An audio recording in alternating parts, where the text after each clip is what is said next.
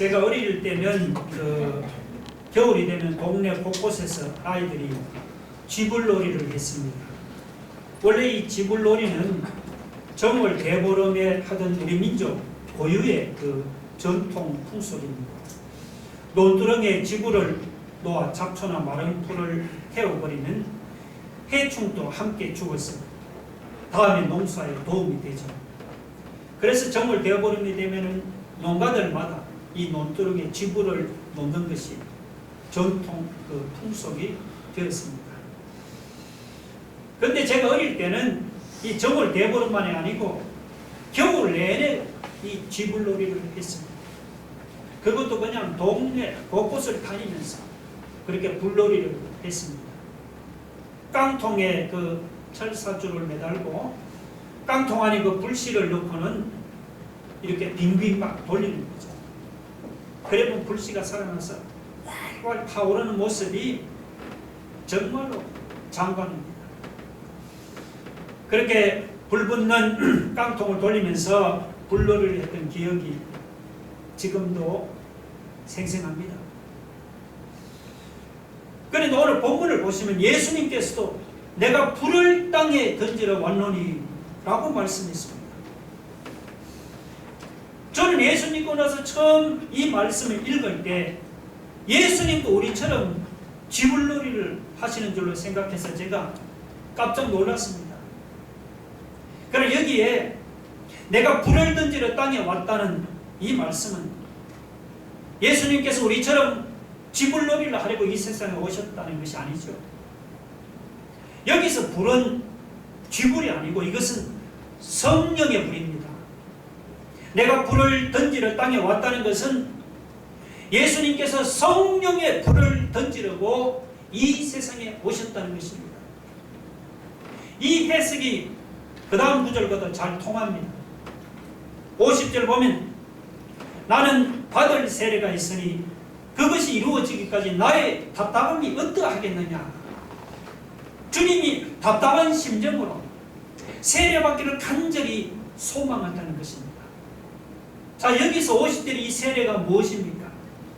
이 세례는 예수님이 당하실 십자가의 고난을 가르칩니다. 그러니까 성령의 불은 주님이 그냥 세상에 던지는 것이 아닙니다. 예수님이 성령의 불을 던지려면 그 전에 먼저 십자가에서 고난의 세례를 받아야 합니다. 그래서 주님은 성령의 불을 던지기 전에 먼저 십자가에서 받아야 하는 그 고난의 세례를 답답한 심정으로 간절하게 기다리고 있습니다. 그런데 지금은 어떻습니까? 지금은 본문에서 예수님이 기다리던 십자가의 고난이 다 이루어지지 않았습니까? 지금은 예수님께서 십자가의 고난을 다 이루시고 이 땅에 이미 성령의 불을 던지셨습니다. 49절에 보면 이 불이 이미 붙었으면 내가 무엇을 원하리오 했습니다. 지금은 이 땅에 성령의 불이 이미 활활 붙어서 타오르기 때문에 예수님도 더 이상 원할 것이 없습니다. 그런데도 우리가 우리를 볼 때는 너무나 안타까운 면이 있습니다. 왜 그렇습니까? 왜냐하면 우리 마음속에 없어져야 할 것들이 없어지지를 않기 때문이죠. 마음으로 남을 미워하지 말아야지 하면서도 자꾸만 남을 미워하게 됩니다.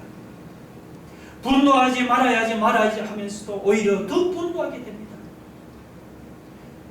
마음속에 있는 좋지 않은 감정을 버려야지 하면서도 버리지를 못하니 그것이 너무도 안타깝죠. 그런데 여러분, 성령이 이런 안타까운 우리 마음을 시원하게 해결해 주십니다. 우리 안에 성령의 불이 붙으면은 원망이나 불평이나 불신이나 미움이나 정오나 시기같이 우리가 버리지 못하는 모든 악한 것들을 전부 다 불태워버립니다.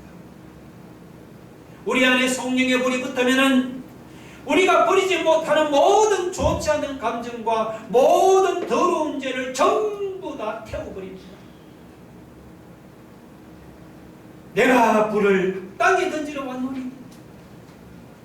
예수님이 이런 좋은 성령의 불을 던지려고 이 세상에 오셨습니다. 예수님이 이 세상에 오셔서 십자가의 고난을 당하심으로 이미 성령의 불을 던지셨습니다. 지금은 온 세상에 성령의 불이 활활 타오르고 있습니다. 할렐루야. 그런데도 내 안에는 성령의 불이 타오지를 않습니까? 예수님이 성령의 불을 던지셨는데도 내 안에는 성령의 불이 보이질 않고 그냥 연기만 자욱합니까? 예수님이 성령의 불을 던지셨는데도 내게는 왜 성령의 불이 붙지를 않고 그냥 연기만 자욱합니까? 그 이유는 예수님을 내 마음에 주인으로 모시지를 않고 내가 주인이 되어서 살아가기 때문입니다. 여러분 한번 생각해 보세요. 내가 주인 노릇을 하면서 예수님이 주신 성령의 불을 그냥 발로 밟아버리는데 어떻게 성령의 불이 내 안에서 활활 타오를 수가 있겠습니까? 꺼져버린 성령의 불이 내 안에서 여러분 다시 활활 타오르기를 원합니까? 예. 그러면 주인을 바꿔야 합니다. 내가 주인 자리에서 내려오고 예수님을 내 마음에 주인 자리에 모셔드려야 합니다. 내가 불을 땅에 던지러 왔노니 이 불이 이미 붙었으면 내가 무엇을 원하느냐? 예수님이 간절하게 소원하는 것처럼 내 마음에도 성령의 불이 활활 타오르기를 여러분이 간절하게 소원한다면 꺼져버린 성령의 불이 여러분의 마음에 다시 활활 타오르기를 간절하게 소원하신다면 여러분 문 밖에 세워놓으신 주님을 내 마음의 주인으로 모셔드리기를 바랍니다. 지금까지 내가 주인이 되어서 내 뜻대로 내 인생을 살았습니다. 그러면 이제부터 예수님을 주인으로 모셔드려서 매사에 주님의 뜻대로 순종하면서 여러분이 살아보세요.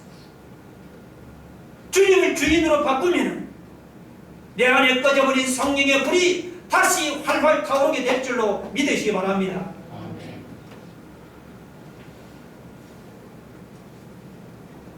49절에서 불을 던지려고 왔다는 주님이 51절에서는 분쟁을 주려고 왔다고 그렇게 말씀을 하고 있습니다. 내가 세상에 화평을 주려고 온 줄 아느냐? 내가 너희에게 이르노니 아니라 도리어 분쟁하게 하려 함이로다. 예수님은 세상에 화평을 주려고 오신 것이 아니고 분쟁하게 하려고 왔다고 말씀합니다. 자, 여러분 성경에 비춰보면 이 말씀이 이해가 잘 안 됩니다. 왜냐하면 성경은 한결같이 뭐라고 말씀합니까? 예수님께서 이 세상에 평화를 주려고 오셨다 그렇게 말씀하잖아요. 예를 들어 요한복음 14장 27절 같이 한번 봅시다. 시작. 평화를 너희에게 끼치노니 나의 평화를 너희에게 주라. 골로새 1장 20절 볼까요? 시작. 그의 십자가의 피로 화평을 이루사 만물이 그로 말미암아 자기와 화목하게 하기를 기뻐하시니라. 이 외에도 모든 성경은 예수님을 평화를 전하는 분으로 그렇게 선포하고 있습니다. 그런데 본문에서 예수님은 내가 세상에 화평을 주러 온 것이 아니고 분쟁을 주러 왔다고 말씀하십니다. 그러면서 가정을 예로 들었죠. 자, 51절을 보니까 이후부터 한 집에 5사람이 있어 분쟁하되 셋이 둘과 둘이 셋과 하리니 아버지가 아들과 아들이 아버지와 어머니가 딸과 딸이 어머니와 시어머니가 며느리와 며느리가 시어머니와 분쟁하리라. 자, 여기 보면 가족 사이의 분쟁을 무려 여러분 6번이나 반복해서 말씀합니다. 그래도 시어머니와 며느리 사이에 분쟁이 생기는 것은 이해가 되죠. 근데 아버지와 아들 사이에 분쟁이 생기고 어머니와 딸 사이에 분쟁이 생기는 것은 이해가 잘 안 됩니다. 그렇다고 이 가족 사이가 무슨 특별히 나빠서 분쟁하는 것이 아닙니다. 왜 그러느냐? 이것은 신앙 때문에 분쟁하는 것입니다. 신앙 때문에. 여러분, 가족이 예수를 안 믿을 때는요, 온 가족이 다 사이가 좋았습니다. 그때는 온 가족 식구가 다 예수를 믿지 않기 때문에 굳이 신앙 때문에 다툴 일이 없죠. 그때는 뭐 주일 성수 문제 다툴 일이 없죠. 그때는 제사 드리는 문제로 가족들끼리 다툴 일이 없습니다. 그러다가 가족들 중에 누가 예수를 믿으면 어떻게 됩니까? 그러면은 그때부터 조용하던 가족들 사이에 분쟁이 생기고 다툼이 생깁니다. 예를 들면 전에는 사이가 좋던 아버지와 아들이 신앙 때문에 원수로 변합니다. 그래서 안 믿는 아버지가 예수 믿는 아들을 막 핍박하지요. 전에는 딸에게 그렇게 잘해주던 어머니가 딸이 교회 나가는 것을 알고는 그때부터 반대를 하고 그 딸을 핍박합니다. 안 그래도 사이가 안 좋던 시어머니와 며느리 사이가 말이죠. 며느리가 예수를 믿은 후에는 그냥 더욱더 사이가 안 좋아집니다. 그래서 이 전도하다 보면은 가정 화목을 위해서 신앙을 포기하는 사람들이 들어 있습니다. 아버지가 예수 믿는 것을 반대하니까 그냥 가정 화목을 위해서 아버지가 돌아가실 때까지 예수를 안 믿겠다는 자식이 있습니다. 혹은 시어머니가 예수 믿는 것을 싫어하니까 가정 화목을 위해서 시어머니가 돌아가실 때까지 예수님을 안 믿겠다는 그런 며느리가 있어요. 여러분, 이것은 잘못된 결정입니다. 식구들이 신앙을 버리고 세상적으로 화목한다고 그것이 진정한 화목이 아닙니다. 그것은 뭐냐? 거짓된 화목에 불과합니다. 여러분, 하나님과 화목하지 못하고 하나님과 원수관계에 있는 가정이 어떻게 화목한 가정이 될 수 있겠습니까? 진정한 가정 화목은 하나님과 원수된 식구들이 다 예수님을 믿고 하나님과 화목할 때 이루어지는 것입니다. 마태복음 10장 36절 한번 같이 볼까요? 다 같이 시작. 아버지나 어머니를 나보다 더 사랑하는 자는 내게 합당하지 아니하고 아들이나 딸을 나보다 더 사랑하는 자도 내게 합당하지 아니하며. 자, 저 말씀은 아버지나 어머니나 자식을 사랑하지 말라는 말이 아닙니다. 저것은 아버지가 어머니나 아무리 중요하고 아들이나 딸이 아무리 중요해도 예수님보다 앞설 수 없다는 말입니다. 예수님 때문에 가족 사이에 불화가 생깁니까? 그렇다 가정 화목을 위한다는 미명 아래에 여러분이 신앙을 포기하거나 예수님을 버리지 마세요. 오늘 예수님께서 분명히 말씀했죠. 내가 세상에 화평을 주려고 온 것이 아니라 뭐라고요? 분쟁을 주려고 왔다고 분명히 말씀했습니다. 여러분, 예수님 말씀대로 사람이 예수를 믿으면요, 가족 사이에도 믿는 가족과 안 믿는 가족 사이에 분쟁이 생기게 되어 있습니다. 가족들 사이에 분쟁이 생기고 불화가 생기는 것이 두려워서 여러분 신앙을 포기하고 예수님을 버리지 말아요. 예수님을 버리고 신앙을 포기하고 얻어지는 그 화목은 참된 화목이 아닙니다. 그것은 거짓된 화목에 불과합니다. 예수님께서 마가복음 10장 29절에 보니까 주님을 위해 부모나 자식이나 가족을 버리는 사람은 내세에 가수가 영생의 복을 받지만 이 현세에서 100배의 복을 받는다고 주님이 친히 말씀했습니다. 여러분 진짜 예수 믿는 신자입니까? 만약에 여러분이 진짜 예수 믿는 신자라면 예수님 때문에 분쟁이 생기는 것을 두려워하지 맙시다.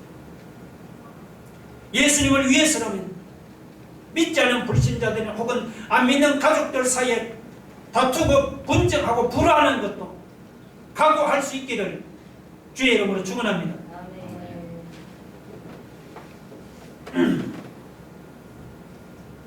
사람들은 보통 여러분 구름이나 바람의 변화를 통해서 날씨의 변화를 예측하지요.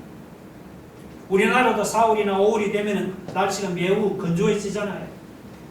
그때는 산불도 조심해야 하고 또 가뭄도 대비를 해야 하죠. 그러다 또 6, 7월이 되면 장마도 대비해야 하고 또 겨울이 되면 월동 준비도 해야 하잖아요. 이런 기후변화는 우리나라 사람들은 잘 준비하는 것이 아닙니다. 오늘 본문을 보면 이스라엘 사람들도 기후변화에 아주 민감했습니다. 자, 54절 55절 한번 보세요. 또 무리에게 이르시되 너희가 구름이 서쪽에서 이는 것을 보면 곧 말하기를 소나기가 오리라 하나니 과연 그러하. 남풍이 부는 것을 보면 말하기를 심히 더우리라 하나 과연 그러하니라. 자, 서쪽 지중해 쪽에서 구름이 일어나면은 이스라엘 땅에는 큰 비가 옵니다. 반면에 남쪽 사막에서 뜨거운 바람이 불어오면은 이스라엘 땅에는 더위가 찾아옵니다. 자, 이스라엘 백성들이 이렇게 기후변화는 잘 분간을 했습니다. 그런데 주님은 뭐라고 말씀했습니까? 이스라엘 백성들이 기후를 잘 분간한다고 그들을 칭찬했습니까? 아니죠. 56절 보세요. 외식하는 자여 너희가 천지의 기상은 분간할 줄 알면서 어찌 이 시대는 분간하지 못하느냐. 예수님은 칭찬 대신 오히려 외식하는 자여 너희가 천지의 기상은 분간할 줄 알면서 어찌 이 시대는 분간할 줄을 모르느냐 하면서 이스라엘 백성들을 책망했습니다. 여러분, 예수님이 오심으로 구약시대하고는 전혀 다른 새로운 시대가 도래했습니다. 예수님이 오심으로 구약시대 사람들이 소망하고 소원하던 하나님의 나라가 이 땅에 도래했습니다. 그런데도 이스라엘 백성들은 그 새로운 시대를 분간하지를 못했습니다. 그들이 기다리고 기다리는 메시아를 자기들의 눈앞에 놓고도 그분을 메시아로 알아보지도 못하고 분간하지도 못했습니다. 이스라엘 백성들이 천지의 기상은 잘 분별하지만 예수님의 오심으로 시작된 이 시대적인 변화상은 분별하지도 못하고 중요하게 생각하지도 않았습니다. 한마디로 말하면 그들은 속보다 끝을 중요하게 생각하는 사람들입니다. 여러분, 금방 꾸미는 사람이 바로 외식하는 사람이 아닙니까? 그래서 예수님께서 이스라엘 백성들을 외식하는 책망을 했어요. 우리도 혹시 이스라엘 백성 같지 않습니까? 이스라엘 백성들이 기후변화에 민감하듯이 여러분, 사람들이 아파트 시세나 주식 시세 변화에 얼마나 민감합니까? 그래서 사람들이 이 부동산 투자나 혹은 주식 투자에는 나름대로 다 일각이 있는 전문가 수준이죠. 아파트 시세가 오를지 내릴지, 주식 시세가 오를지 떨어질지 얼마나 잘 분간하는지 모릅니다. 그런데 이렇게 아파트 시세나 주식 시세는 잘 분간하십니다. 영적인 시대상은 분간하지 못하는 것이 아닙니까? 여러분, 영적으로 볼 때 지금 우리가 사는 이 시대가 어떤 시대인지를 베드로와 바울이 잘 설명해 주고 있습니다. 사도행전 2장 17절 21절 한번 볼까요? 길지만 한번 같이 한번 읽어봅시다. 시작. 하나님이 말씀하시기를 말세에 내가 내 영을 모든 육체에 부어주니 너희의 자녀들은 예언할 것이요 너희의 젊은이들은 환상을 보고 너희의 늙은이들은 꿈을 꾸리라. 누구든지 주의 이름을 부르는 자는 구원을 받으리라. 바울이 말씀한 것을 봅시다. 고린도후서 6장 2절입니다. 시작. 보라, 지금은 은혜 받을 만한 때. 보라, 지금은 구원의 날입니다.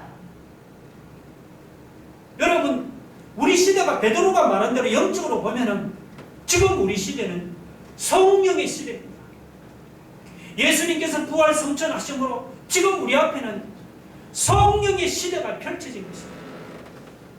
바울의 말대로 하면 지금이 어떤 때냐? 지금이 은혜 받을 만한 때. 지금이 바로 구원의 날입니다.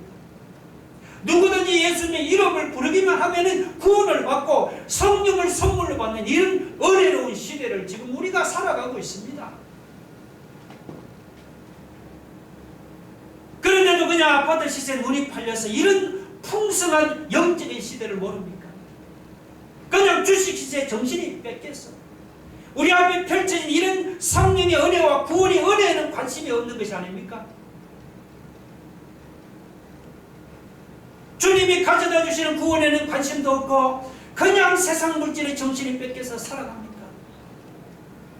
그러면 우리도 이스라엘 백성처럼 주님 앞에서 외식하는 자라고 책망을 받을 것입니다. 우리가 주님 앞에서 이렇게 외식하는 자라고 책망받지 않기를 원합니까? 그러면 우리는 영적인 잠에서 깨어나야 합니다. 로마서 13장 11절 읽어봅시다. 시작. 또한 너희가 이 시기를 알거니와 자다가 깰 때가 벌써 되었으니, 자다가 깰 때가 벌써 되었으니.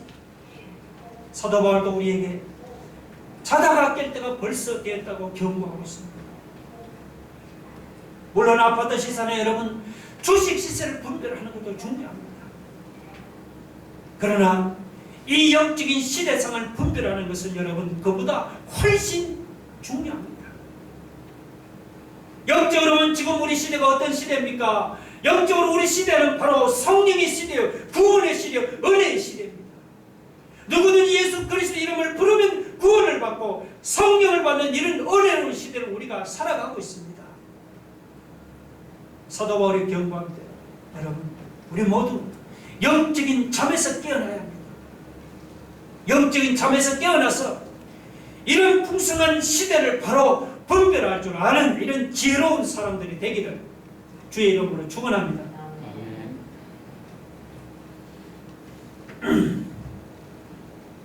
이 전도를 해보면 예수 믿는 것을 차일피일하게 미루는 사람들이 있습니다. 아저씨 예수 한번 믿으세요. 그럼 아이고 목사님 제가 일이 너무 바빴어요. 이 다음에 제가 한가하게 믿겠습니다. 이제 그렇게 말합니다. 그래 이 다음 만나서 또 전도하면 또 같은 말을 해요. 그러니까 그런 사람들에게 바쁘다는 것은 하나의 핑계에 불과하죠.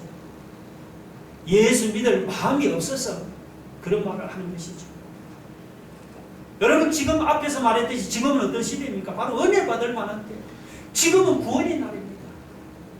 지금은 우리 앞에 구원의 문이 활짝 열려 있습니다. 그러나 이 구원의 문이 항상 열려 있는 것은 아니죠. 예수님이 재림하시면은 이 구원의 문도 닫혀버립니다. 예수님 재림하시는 전에라도 우리 개인적으로 내가 죽으면은 나에게는 그냥 그것으로 구원의 문이 닫혀버립니다. 내가 죽으면 개인적으로 더 이상 구원받을 기회가 없이 사라집니다. 그래서 사람들이 복음을 들을 때는 미루어서는 안 됩니다. 복음을 들을 때는 미루지 말고 즉시 자기 죄를 회개하고 하나님과의 원수된 관계에서 하나님과 화해를 해야 합니다. 이렇게 자기 죄를 회개하고 하나님과 화해하는 사람은 구원받을 소망이 있습니다.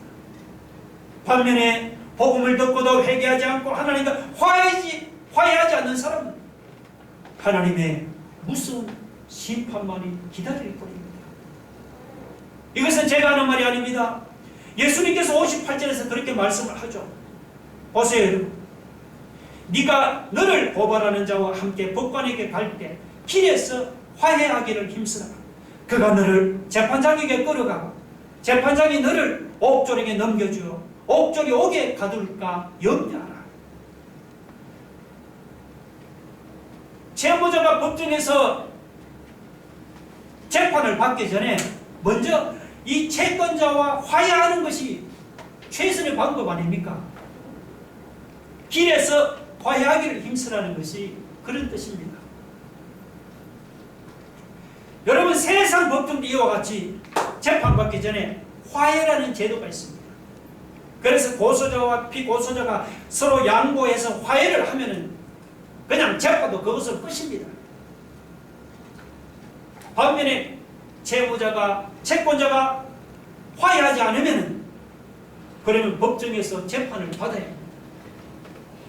법정에서 재판을 받으면은요, 채무자가 채권자에게 빚진 돈을 갚지 않았기 때문에 재판장이 벌을 내릴 것이 뻔한 일입니다.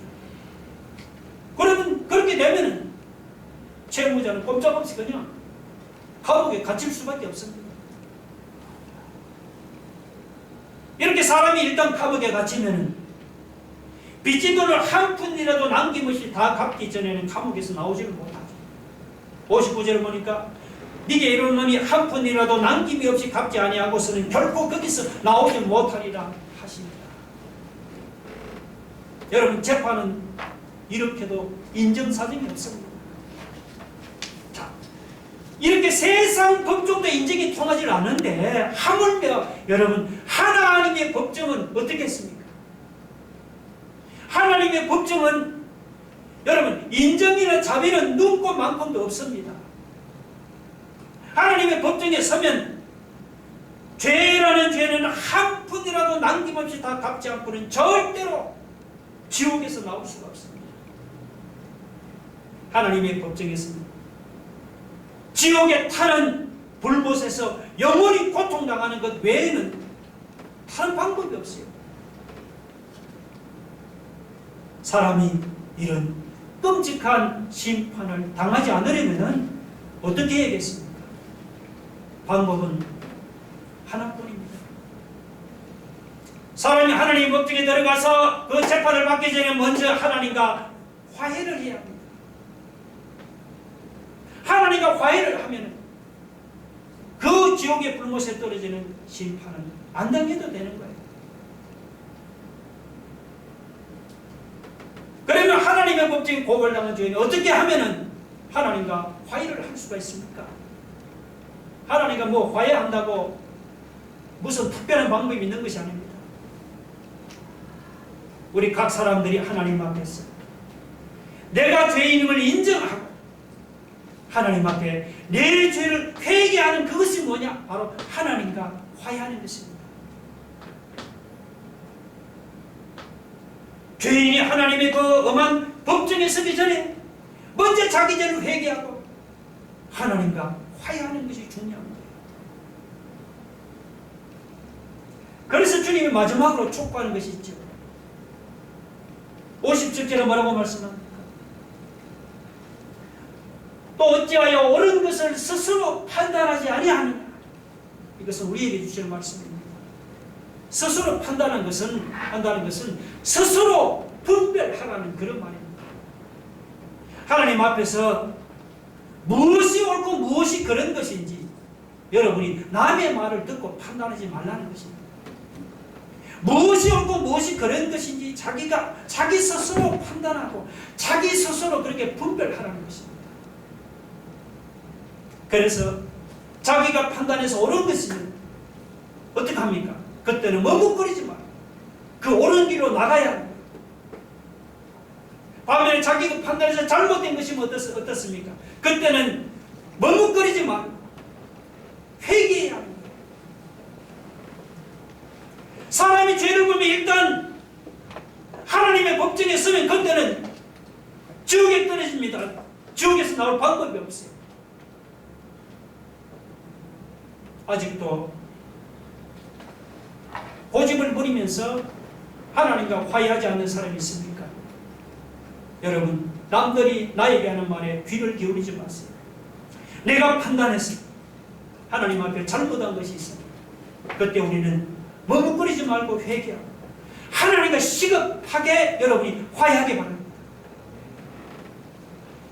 회개하고 하나님과 화해하는 사람은 지옥에 떨어져가도 다시 구원받는 이런 놀라운 역사가 일어날 줄로 믿으시기 바랍니다. 우리 한번 함께 기도하겠습니다. 여러분, 하나님과 화해하면 지옥에 떨어져도 구원받는 것입니다. 우리가 하나님의 엄한 법정에 서기 전에 먼저 우리 자신을 돌아보고 회개하고 하나님과 시급하게 화해할 수 있기를 바랍니다. 영적으로 우리 시대는 어떤 시대입니까? 성령의 시대예요. 구원의 시대예요. 은혜의 시대예요. 여러분, 영적인 잠에서 깨어나서 이 은혜로운 시대를 바로 분별할 줄 아는 지혜로운 사람이 되겠습니다. 주님 때문에 분쟁이 생겨서 두려워하지 않습니다. 주님을 위해서라면, 믿음을 위해서라면, 여러분, 가족들 사이에 분쟁이 생기는 도 우리가 각오해요. 주님은 이 땅에 우리의 심령에 성령의 불을 던지는 것 같습니다. 성령의 불이 이미 붙었는데 내 안에 아직 성령의 불이 타오르지 않습니까? 내 안에 주인을 바꿔보세요. 주님이 내 인생의 주인이 되시면은 내 안에 꺼져버린 성령의 불이 다시 활활 타오르게 될 줄을 믿습니다. 주여, 내게도 성령의 불을 붙여주옵소서. 우리 한번 나같이 한번 통성으로 기도하겠습니다. 할렐루야. 하나님, 이 땅에 성령